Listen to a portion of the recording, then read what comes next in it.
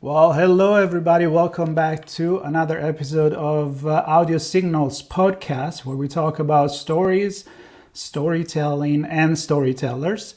I am, as you're watching the video, not in my office in LA. I'm still in Italy and getting inspired sometimes by the creativity and the art around me, as I happen to be in Florence, and people that know me, they know where I usually am.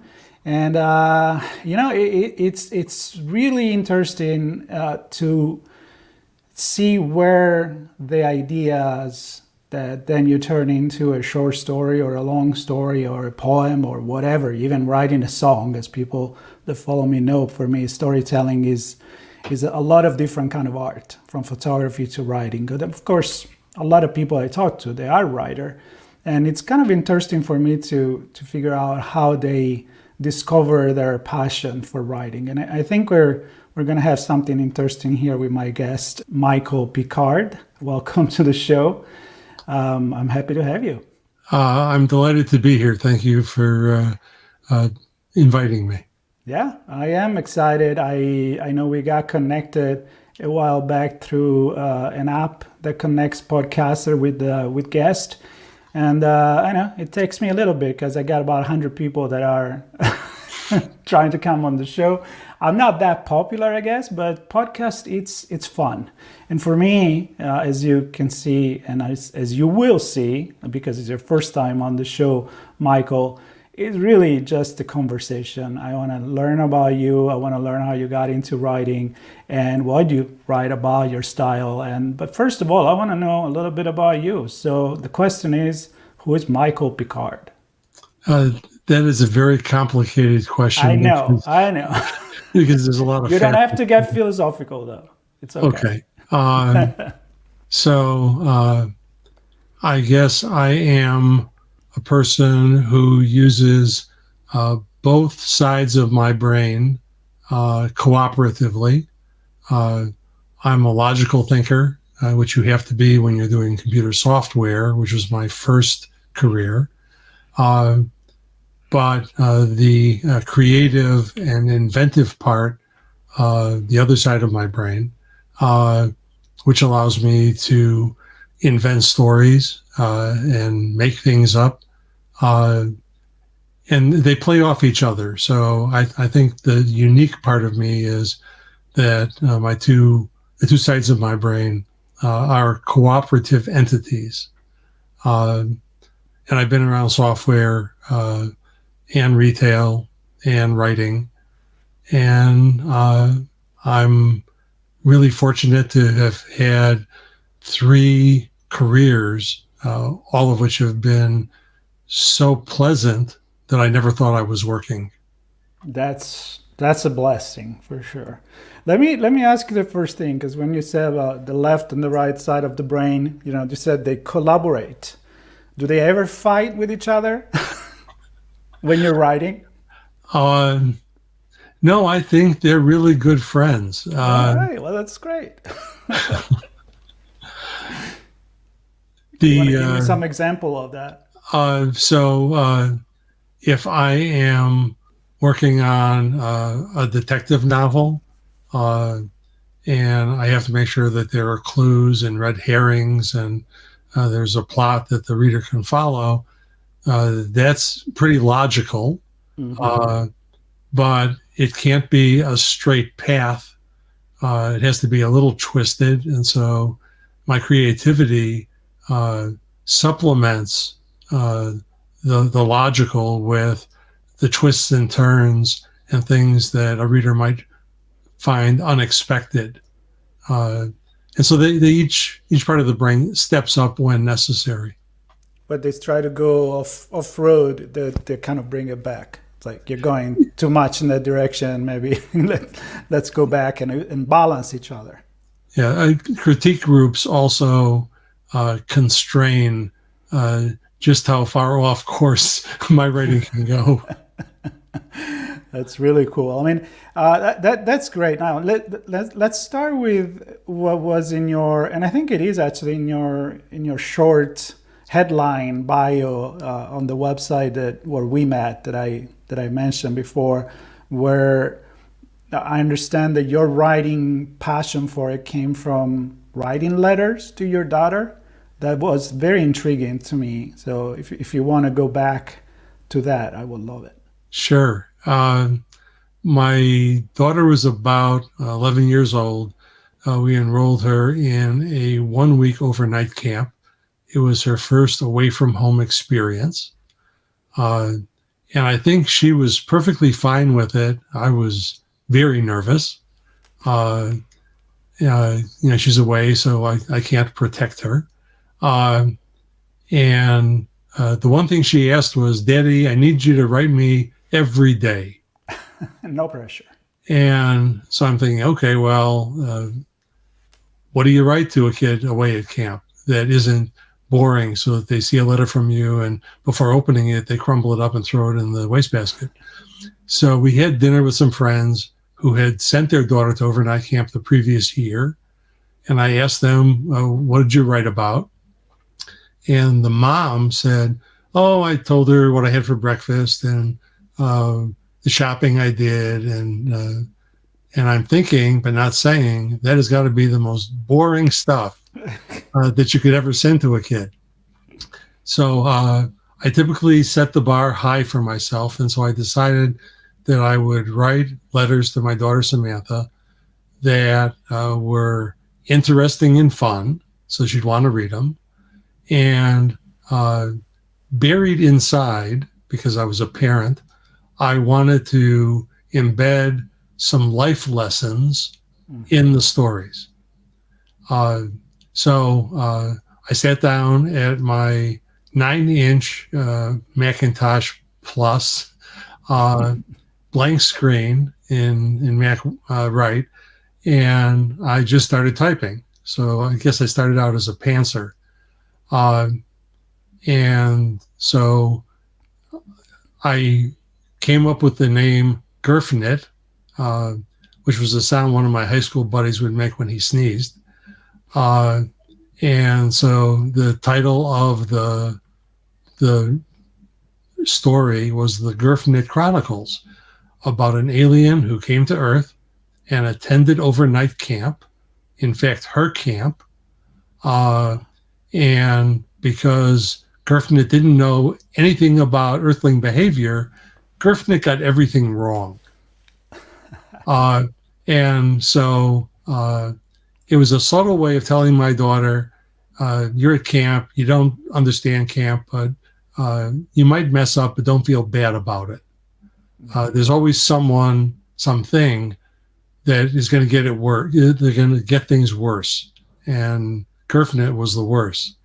So I wrote her 7 letters over that week. She came home and I said, did you enjoy the letters? She said, oh yeah, and so did all of my cabin mates. So suddenly I had a readership, not just of one, but of a cabin full of campers. Nice. Nothing happened until the next summer, where the request was, can you continue the story? And so I wrote letters to her. Instead of 1 week, it was now 2 weeks at camp, in over a 5-year period. And I was telling people I was writing these letters and they all wanted to see them. And so I'm burning through paper and laser toner cartridges, printing these things out and stapling them and putting rubber bands around them. And when the 5 years was over and people were still asking, I decided I have to get out of the delivery business. So I contracted with a company called Ex Libris, which was one of the early print-on-demand companies. I didn't want to print a bunch of books and have them rot in my basement. So print-on-demand was perfect. If someone wanted a book, they could order it, and they'd make some money for selling that one book, and I'd get a couple of pennies. But at least the books would be available for distribution and purchase. When the first book showed up at home, and I opened the box, and I smelled the ink, and I saw my name on the spine in gold leaf, and my words between the covers, I got goosebumps. I'm getting goosebumps right now retelling it. And I was hooked. I needed to keep writing, and I've been writing ever since. I love it. It's a great story on how sometimes you fall into this, and thanks to a kid. And I happen to know how hard it is to write for kids, because I actually write short stories for kids with my mom, which is 75. And another thing I wanted to do, but I'm enjoying it very much. I use my creativity, and I'm saying this because to know that kids are a tough audience. So if you hook all the kids in camp, that must have been pretty good delivery, pretty good creative, and the idea of an alien coming there that make a ton of mistakes and make them feel better about themselves, I think is brilliant. Now, did you have it considered before to put yourself into writing when you were doing software, when you were doing other things? I don't know, maybe as a kid, did you read a lot of books? Ever thought like, maybe I can do something like this? When I was going back through ancient papers, I came across a booklet, maybe 5 or 6 pages, where I had written a story called the life of Mr. Oop. And it was, it's dumb kids kinds of stuff. And I think I wrote it because oop was poo backwards, and I found that fascinating. When I was in high school, I was one of those guys that hung out with the, quote, creative types who wrote skits and plays to be performed at the high school. And I found that very fulfilling, collaborating with folks, coming up with wacky stories that the teachers would let us put on.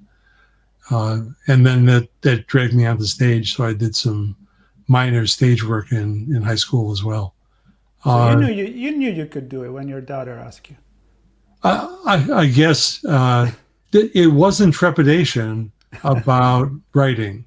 It was, what can I write where it has some value for her? I mean, if she laughs, there's value. If she learns a lesson, there's value. But just regurgitating events in my life doesn't have much value. Mm-hmm. So I knew I could do it. I just wanted to do it well. Yeah, and maybe you needed a reason, and she gave you the reason to do it. So that's really cool.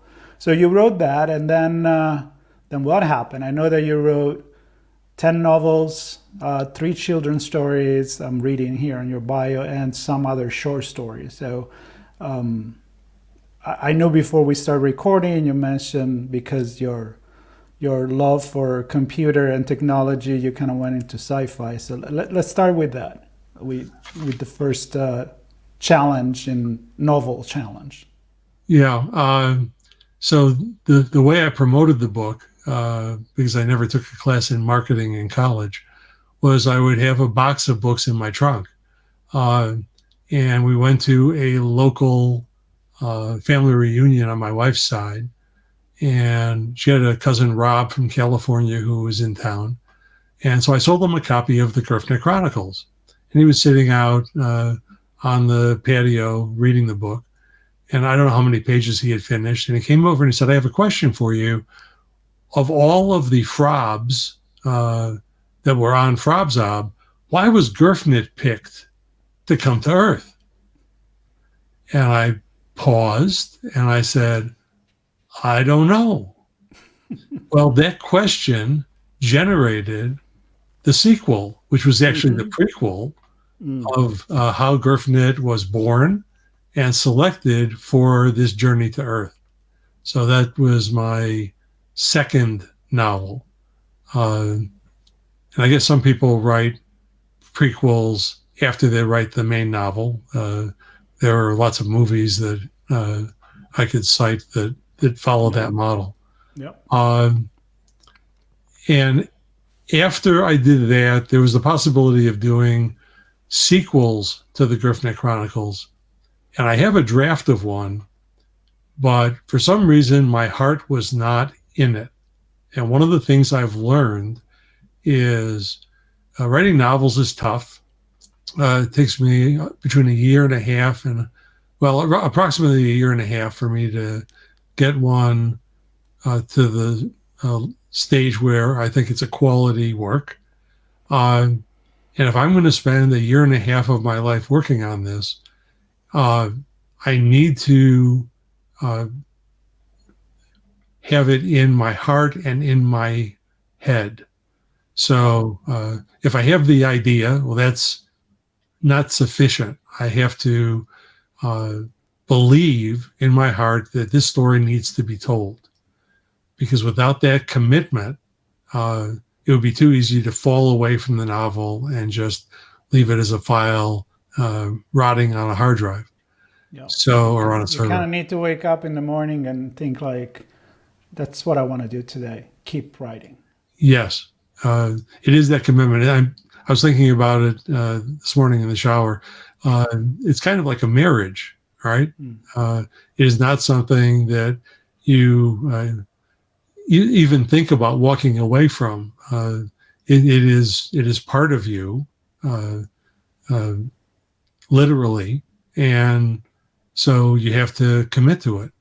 Yeah. And so I guess I wasn't committing to the sequels to the Gerfnick Chronicles, but there were other stories that I came up with that did arrest my attention and my heart, and so I worked on those. And then you started to go from sci-fi to mystery, detective stories? Yeah. The last sci-fi novels that I wrote, I noticed a pattern that my protagonist wasn't a police officer, wasn't even a little old lady in a town who helps the cops figure out crimes. They were just people in situations that were difficult, and they had to follow clues to figure things out. And I decided that I would test myself to see if I had the chops to write a real detective mystery. And of course, when you do that, people would advise take it slow. And so there is a 3-volume detective epic starring Nick Chasm, who is my Chicago detective. It was going to be a standalone novel. But when you're writing a novel, you listen for a point in time when the characters begin to speak to you, either with words in your head or by the actions that they take. And one of the characters in the novel Creative Deductions Home Run was Nick Chasm's partner, Melanie. And she was misbehaving. She wasn't doing what I wanted her to do. That sounds weird because I'm writing the words, right? She should be doing what I write down. No. I heard a story where the character kind of take a turn on his own. Well, that happened to me, so it's good to know that I wasn't nuts. And as I watched her behavior appear on the screen, on the page, I realized that her backstory and her involvement was much deeper than I had thought about. And so that demanded a second novel to explain why she was doing what she was doing and what her involvement was and what these complications were. And as soon as I knew I had a second novel, I knew I had a third. Because I've been through a trilogy before. I've got a trilogy of science fiction novels, which are a much more traditional trilogy, 3 separate stories, but with the same characters. That is my invasive species trilogy. And those are aliens, not plants. So I have been working for the last 3 years, well, I guess 4 years since 2000, on this Creative Deductions trilogy. The first 2 books are published and available, and the final novel in the set will be on the market in April of next year. Very cool. Let me ask you something, because I'm very curious when I talk to writer, because it's kind of like everybody has his own style. You mentioned, somebody write, by the seat of their pants, and some other plotters, so they write, everything down. Somebody else is in the middle. And I talked to the other day to a guy that he writes fantasy world. He'd actually start from mapping everything, which inspired me to do the same thing even when I do a short story, because I'm like, hey, if this is a short story, if I know where that location is, it really can help my visual. And so, like I said, I'm learning a lot of things as I go interviewing people. And I want to ask you, because you already wrote 2 trilogies, when do you know, when you have another book, you said that, but when do you know that book, that story, it's done? Because I find it's really difficult not to rewrite everything constantly. My general style is a hybrid. If someone comes up and says, so are you a plotter or a pantser? To satisfy the question, I will tell them that I am a plotter. That I lay things out. I start with an outline with some really deep character profiles that I develop in concert with my contributing editor, my sister Cheryl, who does a marvelous job in collaborating on the backstories of the characters and making them the opposite of flat. They are very deep, very complicated. They have quirks and experiences that feed information into the novel. But when I'm writing the novel from the outline, I have a scene, I have characters in it, I know what happens in the scene, but the scene is pantsed. So I've got things set up. I know the characters well enough to know how they're going to react and act. And so I put them in a room, and then my head watches them as if I'm watching a movie.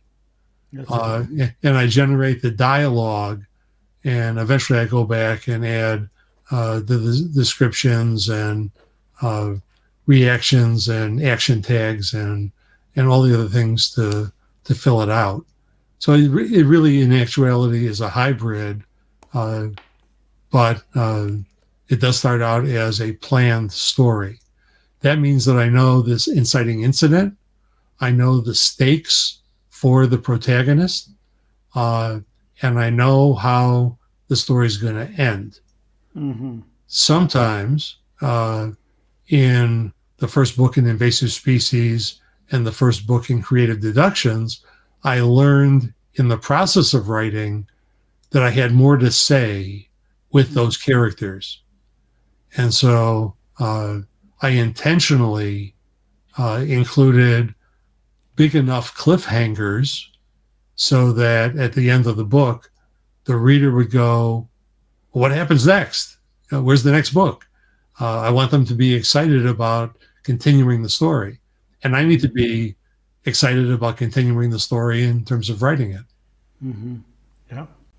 And do you still put life lessons in your invasive species or detective story like you did with your daughter? So the answer is yes, but it's a little different. The way I describe it is that besides the pleasure I get out of writing, and I do find it pleasurable, on the consuming side, there are 3 reasons why I write and share my stories. One is I want to entertain. I want someone to read it and feel good at having read the story. The second is that they learn something. So all of my stories have factual stuff in them, things that I've experienced, things that I've researched. And so people get incrementally smarter by reading my books for things that they hadn't experienced in life. But the third part, and it's the gold star, I guess, is that they walk away thinking about what they just read.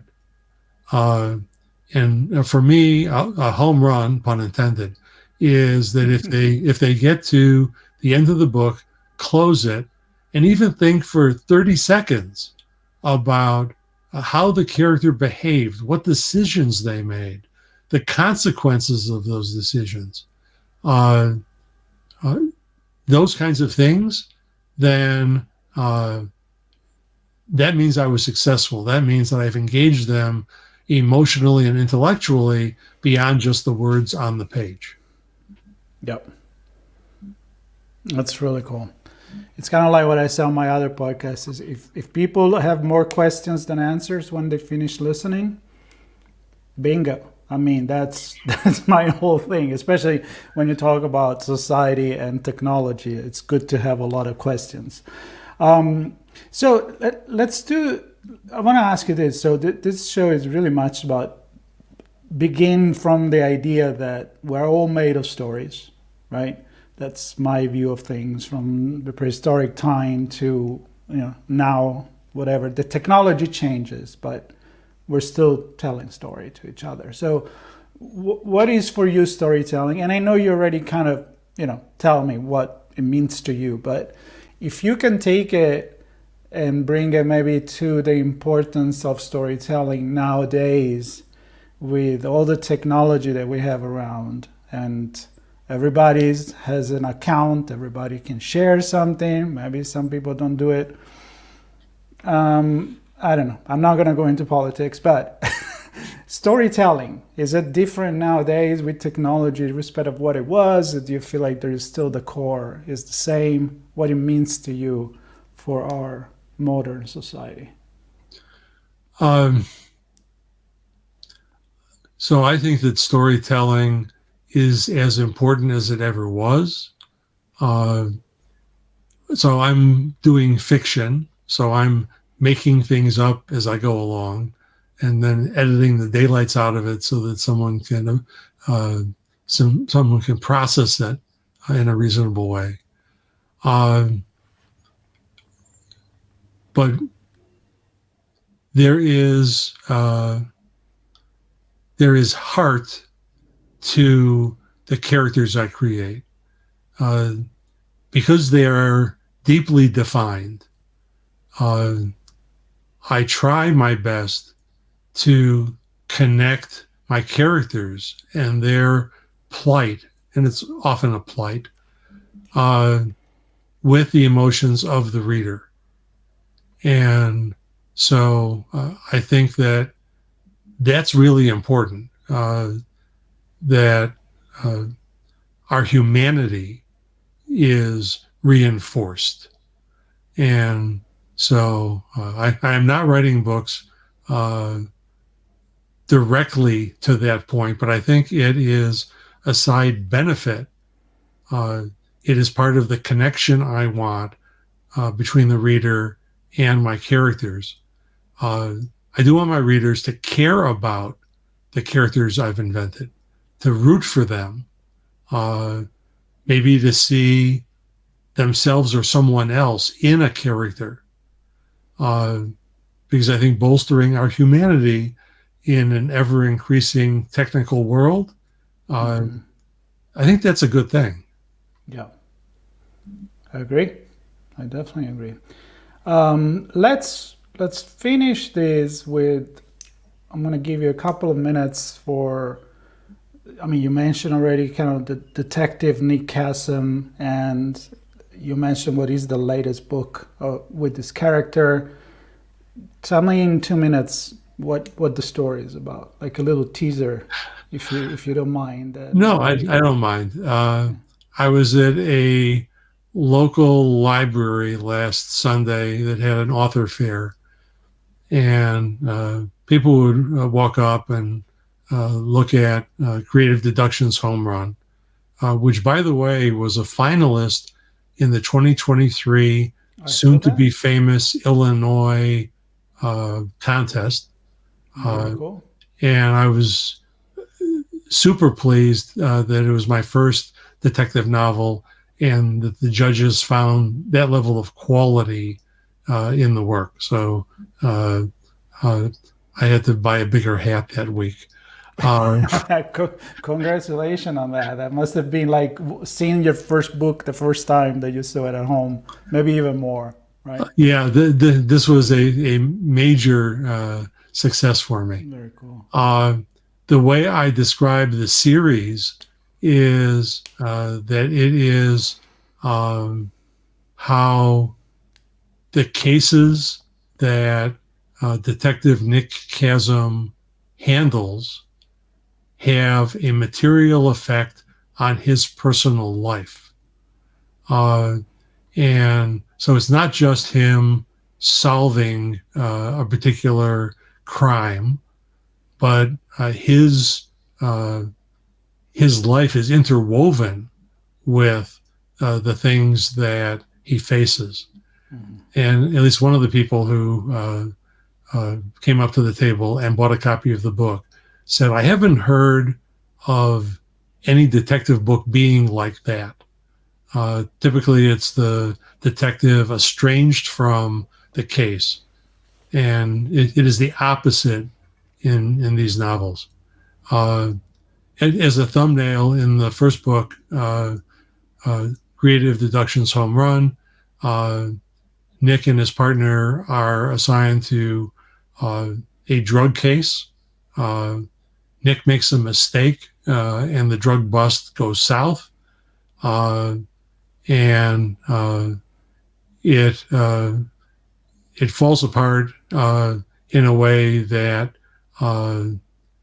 has consequences, significant consequences.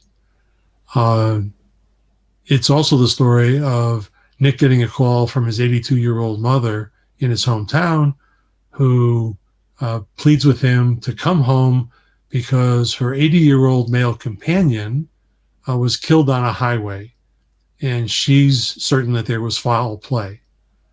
And so the bulk of the book is him investigating that death and supposed suicide that happened the same night. So he has his hands full. The second book, Creative Deductions Double Play, has Nick investigating the kidnapping of his partner, Mel, and, spoiler, the kidnapping of his mother, which drags him to Las Vegas, where he meets his nemesis. And that's all I'm going to tell you about that one. All right. Well, I don't want you to tell more than that, actually. Yeah. It sounds already quite intriguing and definitely reflects your premises where there is a parallel between his life and the case that he's actually addressing. So the third novel, Strikeout, is where Nick, at the end of his rope, feels obligated to rescue his partner, who is still kidnapped, and to take down the head of the drug cartel in any way necessary, even violating the law to do it. And so that book closes up that portion of Nick's life. There you go. Then arrives Flap, and everybody makes a mistake, and he's an alien. I don't know. I just threw it there. Well, Michael, I really enjoy this. I really enjoy learning about how you get yourself into writing. We should all thank your daughter for forcing you to do that in a very positive way, and you taking the challenge and actually delivering on that challenge, and then going, to the sci-fi genre, to the detective. And it seems to me very based on certain characters and personalities and psychology, obviously, because you can't write mystery or detective without going into the psychology of the story that you talk about. So that's a big challenge. So thank you very much. I'm going to throw it there that you mentioned, because your background, which we didn't talk much about in software and technology and working with Apple, Maybe we could talk about a little bit of the effect of technology on writing, or, you mentioned generative AI, which is a topic I love to talk about quite a bit. So maybe that's an opportunity for you to come back another time, and we can focus on a chat on that topic if you want to. But really glad we had this conversation. Well, I would love to come back. I think we might have a bit of a clash of attitudes, which I think would make That's a good. marvelous conversation. I know. I love that. So I look forward to that. All right. Well, thank you very much for everybody listening. Of course, there will be links to Michael books and social media, anything that he wants to share with us, so you can get in touch with him and get his books. And as far as I'm concerned, there's more stories where this come from, which is Audio Signals podcast. You can watch it on YouTube and subscribe, or you can listen to the audio, which normally is the thing I like to do, because I wouldn't care to watch myself on a video telling a story. But if people like it, hey, we're here. There's, of course, the audio version of it as well. So, Michael, thank you very much. Thank everybody for being tuned on this conversation. And I hope to see you again, Michael, and everybody else for more stories. Thanks again. Thank you, everybody.